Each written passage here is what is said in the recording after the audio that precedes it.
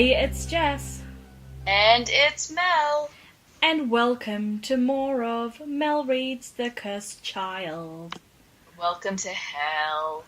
You know, I feel like hell would have better content. Probably. I hear Lucifer is very charming and charismatic, unlike anybody in this play. I actually, I was on Tumblr the other day doing some Cursed Child just research, keeping up with the trends, and I found a fantastic blog about incorrect Cursed Child quotes, and it was really good. It was better content, and that person could have written the whole series better. Whole play. I personally think we should challenge people to do a rewrite. Yes, of at least one scene. Like, take one scene and change it so that, in a way, it is better than... it improves the whole experience. Yes, that is your challenge, fans. Please actually get onto it, rewrite a scene, email it to us at witchweeklypodcast@gmail.com, and when we do our wrap-up episode for Cursed Child, we will dramatically act out some of your scenes. I would actually happily do a dramatic reading of some scenes. Or that, actually, in fact, two things. Rewrite a scene, and we will dramatically act it out, or suggest a scene, only one scene each, please, and we will dramatically read it on the show. It'll be great. Maybe we should try getting some guests. We could get a guest to come in and help us with our dramatic readings. I think it should be Tonya, because she hasn't read it. Tonya, contact us, bae. I just said bae. That's alright. That's fine. That's fine. Don't make a big deal out of it. No, and that's the other thing. We if Tonya will email us, we will arrange a time, and we will she can help us with our dramatic readings. It's not that we favouritize Tonya, it's just that we're picking on her because she didn't read it. Anyways. Yeah. We're on to you, Tonya. Read your book. On to you. Anyways, let's jump right into it, because we're so close to finishing now, and I know how ready you are to stage a book burning. So I think we should probably... I'm not allowed to burn it. It was given as a gift. Not allowed to burn the gift. We can buy one and symbolically burn it. It's fine. How much does this cost? We're paying $45. Fine, we'll buy a book coverlet, or we'll print out the book cover. We'll print out the cover and burn it. Print out, it'll be symbolic. Symbolic, yes. Yes. Okay. Act 4, Scene 1. So, we're in the Ministry of Magic, and Hermione has called a meeting to pretty much say, Voldemort had a daughter. It's kind of weird, and we need to find these kids. Oh, and by the way, we don't know where she is because she's hiding in time. Oh, God. Because that's what you want to hear at work on Monday morning. Right? Yeah. You just rock up and it's like, we've got a new enemy and she's hiding somewhere in time. Oh, do we have a specific idea of where? No. Okay. I love how it's actually written. It's Professor McGonagall. We can't look for her. Hermione, we have good reason to believe that she's hidden herself in time. And this is where I picture special sound effects and lighting changes, and everyone's close up. Magic. Magic witchcraft. She's a witch. Burn her. If you're not a witch, why is your nose like that? Because they put it on me. Oh, I love Monty Python. Turned me into a newt. I got better though. That's I got better. Alright, so we've established that we think Delphi could be a witch. Maybe. We're not sure yet. It's only speculation. Only speculation. And then more speculation occurs where they're saying, well, did the kids give her the time turner, or did she take it? Where are the kids? How involved are the children in this crime? Someone's got a fake witch nose ready to strap it onto Albus. Let's burn another one. But actually, I really didn't like this showing of solidarity. At first I thought it would go places because, Hermione's up and talking, and then Harry steps up beside her, and Ginny steps up beside him, then Draco, and then Ron, and... So everyone's standing, and it feels really unnecessary and a little bit crowded and intimidating. It's just like, yeah, cool. But once again, I am annoyed at Ron's portrayal because as he stands in solidarity, he says, just to say I didn't know much of it, so can't take responsibility. And I'm pretty sure my kids had nothing to do with it. But if this lot are standing up here, then so am I. Yeah, that's out of character. That's still his nephew. Oh, Yeah, well, no, and Ron wouldn't say anything. He would just stand and be like, I'm with Harry. That's all he would say. he wouldn't even say anything. He'd nod sagely, just like, "Yep, I guess here I go again, following the boy who lived." I have this image of Rupert Grint, Ranger and everything, but with a white beard, like the ones you always see the wise Grand Chinese master having in the Kung Fu movies. Like the triangle beard with the little wispy moustache. When I think of it like being a really kind of sparse beard, but him just standing up there in like a flannel shirt, like, yeah, alright. I'll go, that's fine. Oh gosh, no, that's not a sitting down meeting. That's a standing up meeting if there ever was one. Yeah, so there are things you sit down for, and then everything else you stand up for. I would just stand up that whole meeting. I'd be like, why are we sitting? We have a huge problem that needs to be fixed. No, I think they were standing. Hermione's on a stage. Why is she on a stage? Why can't they stand around a table? Or a chalkboard, or a whiteboard, something to help them map out the problem. Her being on a stage, that's a complex. She's like, everyone needs to listen to me. As if being Minister for Magic wasn't enough. Yep, she's like become... Is it narcissist? No, it wouldn't be narcissist. It's not that level. Attention whore. Maybe a little bit. Maybe. But yes, they all stand in solidarity, and McGonagall's like, cool, you guys do your stuff. Alright, fam, and Harry's like, I'm off. and then they're all kind of like, except we don't know, because somewhere in our past there is a witch who's trying to rewrite everything we ever knew, and all we can do is wait. Wait for the moment she either succeeds or fails. And McGonagall's like, and if she succeeds? And Harry's like, then, just like that, most of the people in this room will be gone, will no longer exist, and Voldemort will rule again. No, I just want to punch them all. We could have Voldemort Day. Oh, yes. Yes, I would love that. Hate it, but love it. For Voldemort and Bella. Oh, someone needs to be punched in the face. So, when I went to the next scene, and I read where it was, Scottish Highlands, Aviemore train station, 1981, immediately I went, oh, I know exactly where we are, where we're going. I was like, oh, okay, I was right, it was sometime in the past, like, before Voldemort died, the first time. I'm pretty sure that's what I said last week. You did, you did. You were, like, bang on, and I was like, damn it. Like, shut up, Mel. Shush, just stop being right. Just act dumb. It says something about the play, doesn't it? Well, I don't think that's it. Like, you should be able to see, like, if they leave clues, you should at least get a twinge of stuff. True. Like, when you go back and read, like, Philosopher's Stone, and you realise, oh, it was Quirrell all along, and all those things make sense. All those little things. Yeah, no, I know exactly what you mean. But, so they're at this train station, and they work out where they are, Albus and Scorpius, that is, and they pretty much say, previously in Harry Potter, and remind you exactly what happened with Voldemort back at Godric's Hollow in 1981. Yeah. And they figure they have to go to Godric's Hollow to stop Delphi, which takes us to scene 3, which is Godric's Hollow. Da, da, da, da, da. I love Scorpius, but I get really annoyed that he's like this fanboy. It's like kind of gross, and he's fanboying about being in Godric's Hollow, going, look, over there, that's where Bathilda Bagshot lives. Yeah, that doesn't feel right.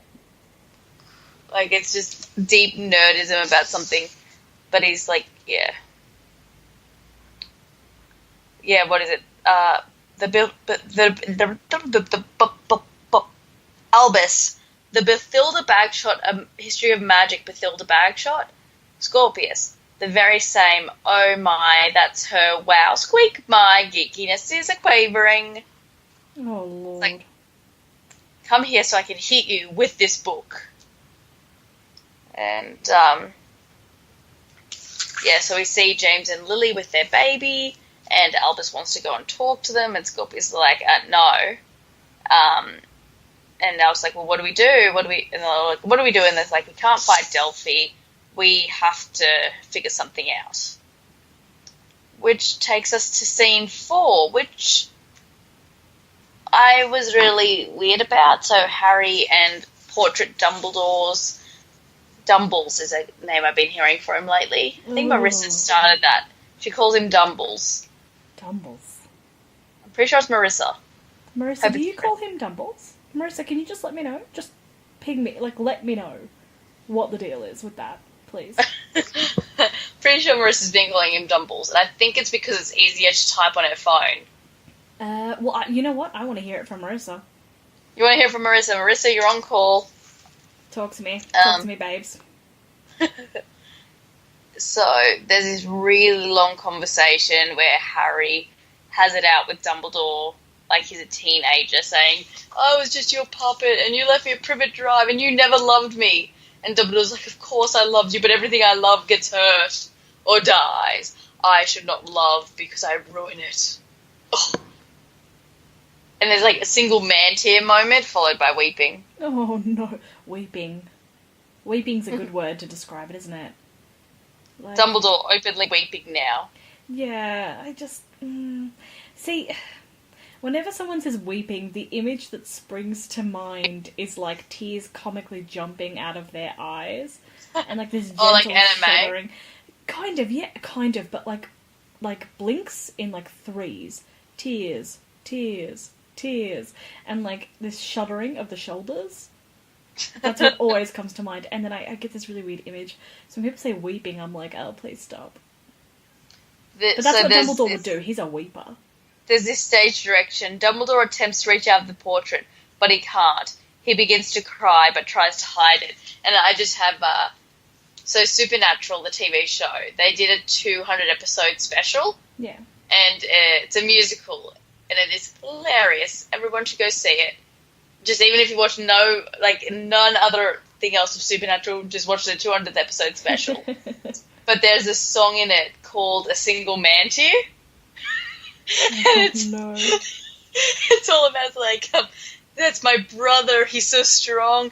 A single man tear is all he'll spare. It is so bad, but it's so funny because it's so true. They trolled the crap out of their own show. Well, that's perfect. Because, they always have the single man tear in it, like it's a hard, tough, emotional moment. It's just one tear. Yeah. And I just started singing to myself a single man tear when Dumbledore started crying. Oh, everybody, seriously, if you watch nothing else of Supernatural, which I recommend you do, like, it's got its up moments, its down moments. The first few seasons are great, then it gets a bit shaky. But the 200th episode, full of spoilers for, like, the 200 previous episodes, but still. Just, like, they explore the undertones of DCL. Oh, Lord. For anyone who doesn't know what that is, you'll find out. Jesus, take the wheel back to the cursed child, which is... Jesus, crash the car, please. But whatever, we're here. We said we'd do it. We're doing it. We could just talk about Supernatural. You know, I think everybody would appreciate that a little bit more. But let's just... let's power on through as best we can. I believe. Sort of. Yeah, so Dumbledore and Harry kind of reconcile, and Dumbles is like, be honest to those you love, show your pain. To suffer is as human as to breathe. Don't go. Sorry, that was Harry. And then he does the whole, those that we love never truly leave us, Harry. There are things that death cannot touch. Paint and memory and love. Be Harry. quiet, Dumbledore. Be quiet. And then Harry's like, I loved you too, Dumbledore. Dumbledore's like, I know. You narcissistic bastard. They better portray that so well on the stage, otherwise I'm going to be laughing. Everyone will be weeping and it'll be me laughing. No, you'll be laughing. I'll be just frowning. Frowning into eternity. Into eternity. Eternity. But yeah, I don't... Oh, it's so bad, Jess. I know. I know. It's so bad. I know. Can we stop?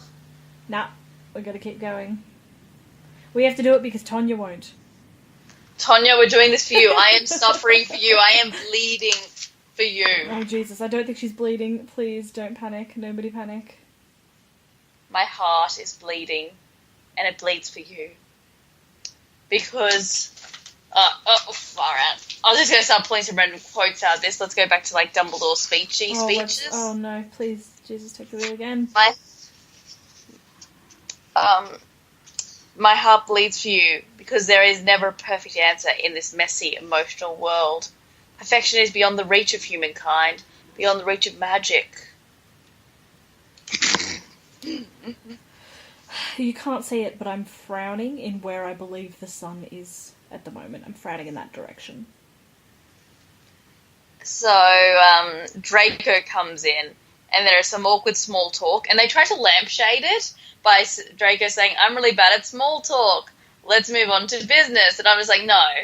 The writers just suck. Do not lampshade your issues. It's not okay. Just because you point out that you're aware of your issues doesn't make them go away. Yeah, pretty much. So, yeah. And Draco reveals that he has an even better time turner than Delphi. Oh, Because he has to be bigger than yours. that's my boy. And he explains to Harry the reason he kept it and never gave it to the Ministry was it would make the rumours about Scorpius worse, because then it'll be revealed he really did have a time turner, and he talks about how he was such a bad parent. Excuse me, sorry. He was such a bad parent for locking Scorpius away and sheltering him, and bloody blah. And then Harry's like, I was a bad parent too. And Yes, that's true. And then Harry tries to be all sagely, and he's like, love blinds. We have both tried to give our sons not what they needed, but what we needed. We've been so busy trying to write our own pasts, we've blighted their present. I just want to punch them both in the face. But I did there was one line I liked, because Harry's like, we can't use a time turner because we don't know where they are. And Draco comes back with, we have to find them. If it takes centuries, we must find our sons. And I'm like, yeah, that's good parenting. That is good Go parenting. for it, baby. That's the correct way to deal with an issue, I feel. But yeah, then Harry's like, nah, it's not going to work. The time turner won't help us. What we need now is our sons. Our sons will save us. You're putting this shit onto a 14-year-old, Harry. Why is this a common theme in Harry Potter? We'll leave it to the children. The teenagers. The kids have got it. They'll figure it out. Totally under control. They are emotionally stable and have well thought out plans. This is fine. It's fine. It's beer at the pub, beer at the pub. Catch you in 10. See you later, alligator. Yeah, no, that's a consistent theme. Yes, Dumbledore's all like, just leave it to Harry, it's fine. I can just imagine McGonagall going, he's 13, Dumbledore. Pretty and him much. oh, which is fine. It is fine. I trust that Harry will work it out. He's like, it's job training. Practice. He's doing some practice runs, and if he dies, whoops, we'll figure something else Has out. still got Neville. Still got Neville. Neville can be our chosen one. It'll be fine. Nothing could go wrong. Neville in the at chamber full of cardigans. all. Love it. I do, I really do. Alright. So that happened. Yep. So scene 5, we go back to Godric's Hollow, and they're trying to figure out how they can warn Harry in the future and tell him where they are. And one of the ideas they come up with, which I actually was getting where I thought they were going to do it, that they were going to stand over baby Harry and shout help and try to imprint on his memory them. I was like, I thought they were going to do this. This is so stupid. They probably did. I was like, that is funny though. That's a funny thought. That would be hilarious. It's a teenage boy thought. It's such a teenage boy plan. Imagine acting that out though. Help! Help! Dad, remember? Like,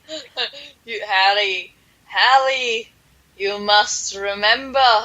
no. Remember me. No, dear. Okay, yeah, but that is a very teenage boy plan. You've got It's to like say. all capitals. It's like Scorpius. I mean, it's unlikely, but stand over the baby and repeatedly shout, "Help! Help! Help!" I mean, it might traumatize the baby slightly, and Albus goes only slightly. That's why Harry doesn't like the spotlight, because when he was little, he was traumatized by 2 teenagers yelling at him, and he felt like the center of attention, and it freaked him out. It's Scorpius. A bit of trauma now is nothing compared to what's happening, and maybe when he then thinks later, he might remember the faces of us and as we shouted, and Albus is like, help. Oh dear. And then they realise it's a terrible idea on the very next page, and I'm like, good, let's think of something else, fellas. And pray tell, what did they come up with? They're going to get Harry's blanket, the baby blanket that he gifted to Scorpius all the way back at the start of the play. They're going to give him...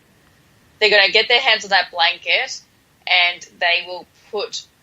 With pearl dust, they're going to write a message to him, and when the love potion that fell on the blanket falls on it, it will burn... I think it burnt holes in the blanket.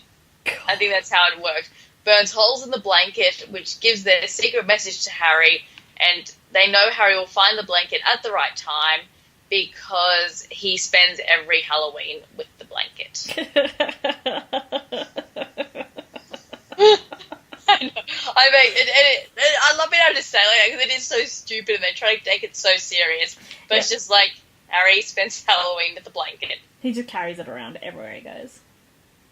I don't know, So Harry they're just, like, they're like, eventually he's gonna notice. We might be gone for a year, but he'll notice. But, I have this image now of adult Harry Potter walking around with, just the corner of the blanket scrunched in his fist, and the rest dragging behind him on the floor. Yeah. Like a little kid. And That's my visual too. But, yeah, it's like, okay. Fine. Great. I'll accept this plan. I will not. This is dumb. Oh, it's totally dumb. But, I can't really rewrite the book. Yes, you can. I can, but I don't have time for that. I'm gonna do a rewrite one day. It'll be beautiful. Yeah. You don't have the attention span. I don't. I'll do it quickly. The book will be 2 pages long.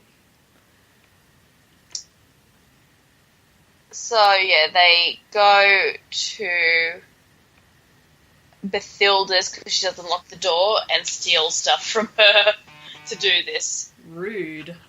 So rude.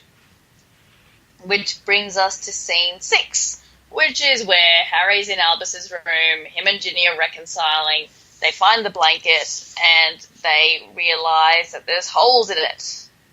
Da-da-da-da. And he's very upset. But then Ginny realises,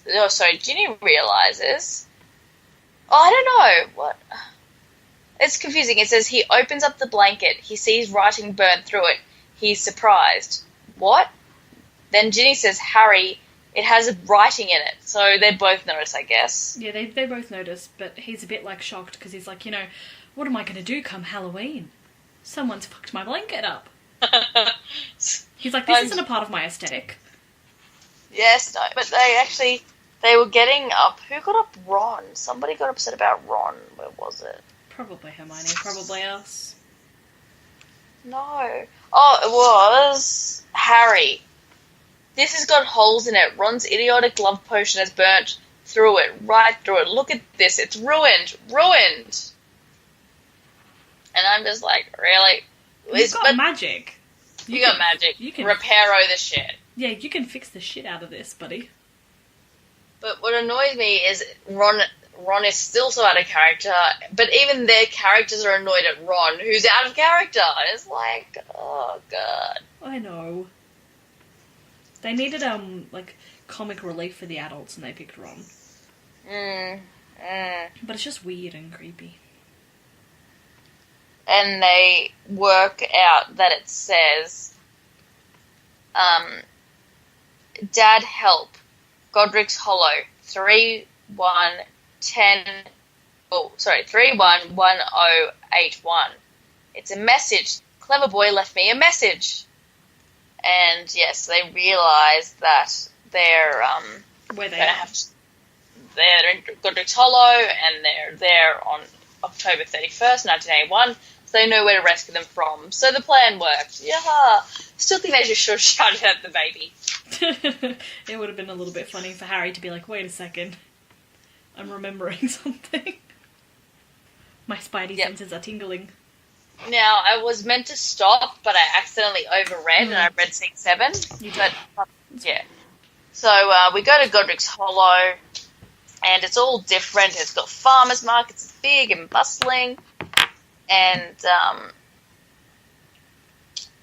Hermione goes to Harry, you remember when we were here last? This feels just like old times. And Ron goes, old times with a few unwelcome ponytails added to the mix. And, yeah. So him and Draco are about to start fighting. But also, the last time they were there, isn't it true that, like...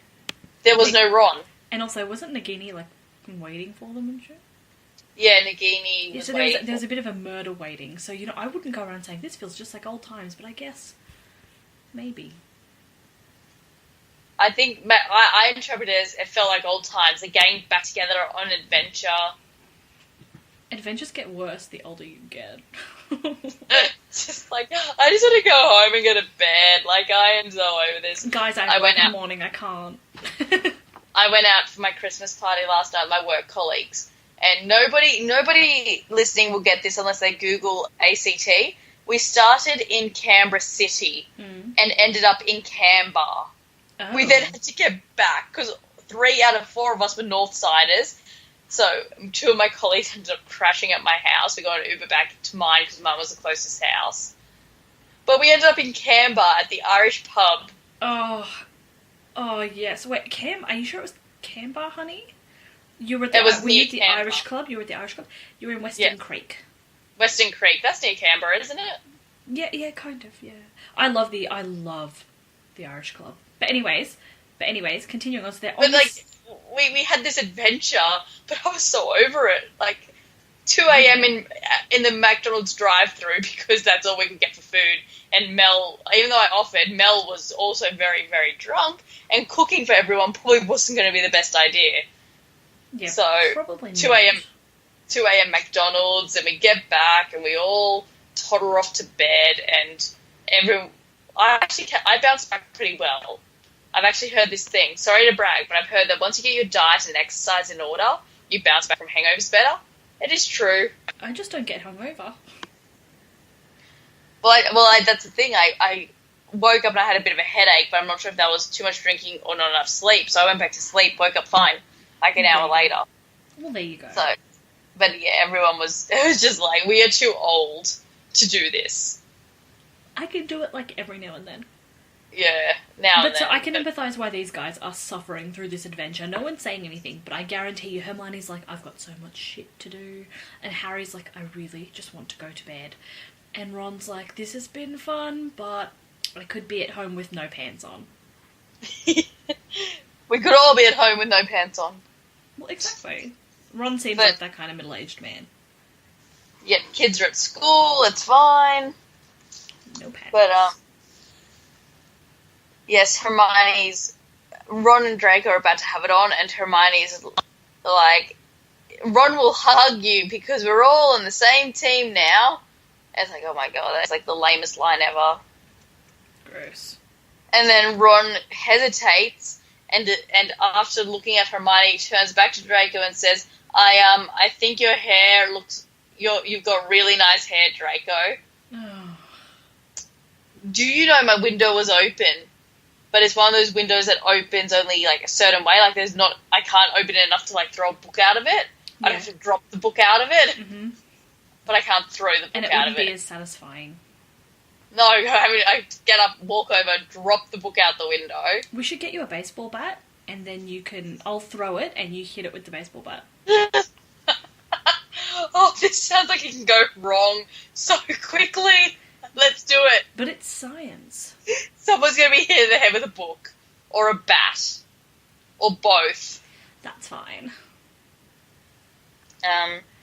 So they grab the time turner and off they go, and the last line of the scene is Ron saying, "So has it worked?" And I'm guessing it does because the next scene starts on the next page, and I saw Albus and Harry with dialogue, and I couldn't help but see it, so it worked. Yeah.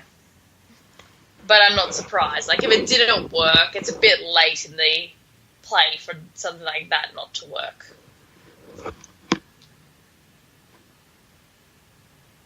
Hello? I'm just sitting here and I'm just thinking about this whole kerfuffle of a play, and I'm like, how does it translate? It's got to translate differently on stage. Everyone comes away raving, so I feel like I must be missing that visual component, because I hate everything about this. I really do. I actually do. I do. It upsets me.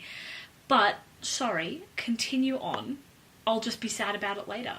Stare out the window or something. Yeah, it has to be better on stage, because everyone who sees it on the stage raves about it, but reading it, it's like, oh my god. I know. Alright. I know. We're getting there, though. Come on. We can do this. I believe. I don't know how that's going to sound on recording, by the way. It's going to sound interesting, but that's fine. This growling noise. You can tell that we're all like, we hate the Cursed Child. I feel like we should discuss it with other people. I feel like we should. Yeah. Actually, people... We need to find people who love it. Yeah, if somebody loves this who's listening, please message us. And maybe you can come on the show. We can just have people on the show. We'll, like, splice it all together. We'll do various segments. It'll be a huge party. Saying goodbye to the Cursed Child. I hate parties. Look, Jess, you'll like this one because you know what? You don't need to wear pants. You just get to sit at home. Oh, yes. Alright, ideal. Ticking RSVP for yes. We can have Tonya come on and do dramatic readings with us. Somebody who loves the Cursed Child come on and defend it. Marissa will come tell us all about Dumbles. It'll be perfect. It'll be perfect. I love it. Marissa can come and tell us about Dumbles. Love it. I'm going to message you, Marissa. You wait for my message, or we will do this to you.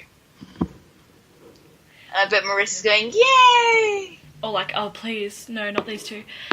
Alright, so what are you thinking and feeling so far? I thought my growl of disdain. That's Gave just it away. that's the only, I feel you. Look, It is just so bad. Like, who thought this was a good idea? JK, are you on drugs? Are you okay, sweetie?